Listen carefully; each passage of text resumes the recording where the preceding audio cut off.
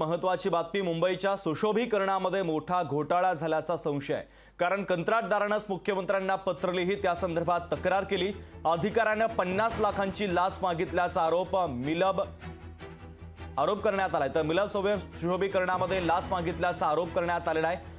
तर मुंबई सुशोभीकरणामध्ये कोट्यवधी रुपयांचा घोटाळा झाल्याचा आरोप सातत्याने होत असतानाच या सुशोभीकरणाच्या एका कंत्राटदारानेच थेट मुख्यमंत्री एकनाथ शिंदे यांच्याकडे तक्रार केलेली आहे। मिलन सबवेच्या सुशोभीकरणामध्ये 50 लाख रुपयांची लाच मागितल्याचा आरोप करण्यात आलाय। मिलन सबवेच्या सुशोभीकरणाचे 2 कोटी 90 लाख याचे कंत्राट साई सिद्धी इन्फ्रा या कंपनीला मिळालं। त्या कंत्राटात 600 मीटर रेलिंगचा खर्च 1 कोटी 77 लाख इतका होता। कंत्राटदाराने काम पूर्ण केलं, मात्र रेलिंग निर्मितीमध्ये मुंबईमध्ये 2 कंपन्यांची मक्तेदारी असून त्या 2 कंपन्यांशी बोलून घेण्याचा सल्ला साई सिद्धी इन्फ्राचे मालक अमर सिंग यांनी अधिकाऱ्यांना दिला। मात्र कारण नसताना असा संपर्क करण्यास सिंग यांनी नकार देताच या मक्तेदारी असलेल्या दोन्ही कंपन्यांच्या काही लोकांना अमर सिंग यांना कामाच्या ठिकाणी येऊन धमकावलं। मात्र अमर सिंग यांनी न जुमानता काम पूर्ण केलं। दरम्यान कंत्राटदार अमर सिंग यांच्यासोबत संवाद साधला आमचे प्रतिनिधी स्वप्नील जाधव यांनी। पाहूयात। अमर सिंग जे कंत्राटदार आहेत त्यांच्याकडून जाणून घेऊ त्यांना नक्की 50 लाखांची लाच कुणी मागितली आणि नक्की प्रकरण काय हे संपूर्ण त्यांच्याकडून जाणून घेऊ।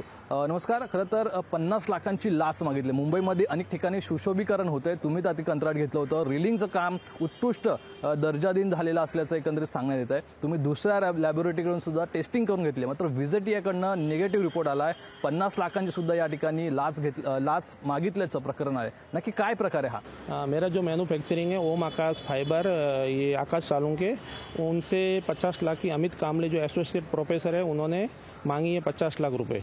और वो क्या बोल रहा है कि मेरा उसमें रहेगा और एक वो जो मेन हेड है इनके जो दत्ता जी शिंदे, जो कि जब से ये टेस्टिंग का प्रोसेस चल रहा है 5 से 6 महीने अमेरिका में बैठे हुए और अमेरिका में बैठे बैठे वो सारे हैंडल कर रहे हैं। आज तक की जितने भी रिपोर्ट है उसमें दत्ता जी शिंदे का साइन तो है ही, क्योंकि ये सब पूरे प्रकरण में मेन रोड दत्ता जी शिंदे ही है, क्योंकि वो अमेरिका में बैठा बैठा साइन कर रहा है। और फिर मैंने वो पूछा, सर मेरा रिपोर्ट आपके सामने हुआ है, सालों के आपके सामने था, रिपोर्ट सब वैल्यू सब पॉझिटिव्ह थी, तो आपने नेगेटिव्ह क्यों दी?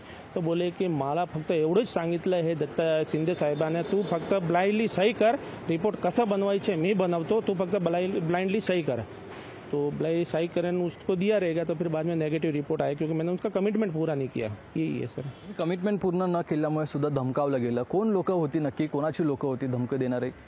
जब मैंने काम चालू किया ना, तो जो मेन 2 कॉन्ट्रैक्टर है, तो उन दोनों के उनका असिस्टेंट बोलो या इनके पार्टनर बोलो, कोई बोलो, वो साइड पे आए थे और मेरे को बोला कि मटेरियल है FRP रेलिंग का, हमसे लो, हमारी मोनोपोली है।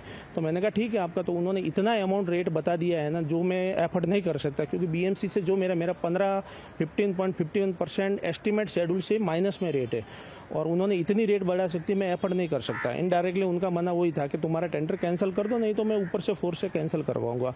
आखिर लास्ट में जाते मैंने काम कर दिया। मुंबई महानगरपालिकेकडून काय उत्तर आलं? मुख्यमंत्र्यांना सुद्धा लेटर लिहिलं तुम्ही, त्यांच्याकडून सुद्धा तुम्हाला काय उत्तर आलं का? नहीं, अभी तक सर कोई उत्तर आया नहीं है मेरे पास, और उत्तर का मैं वेट कर रहा हूँ। यदि मेरे को बुलाया जाएगा कि इधर बोला आयुक्त साहब से जिधर भी बुलाया जाएगा मैं जाऊंगा, इनके सामने मेरा पूरा उनको रखूंगा क्या क्या सर ऐसा ऐसा हो रहा है मेरे। कॅमेरा पर्सन हमीद मस्तानसह स्वप्नील जाधव, लोकशाही मराठी, मुंबई।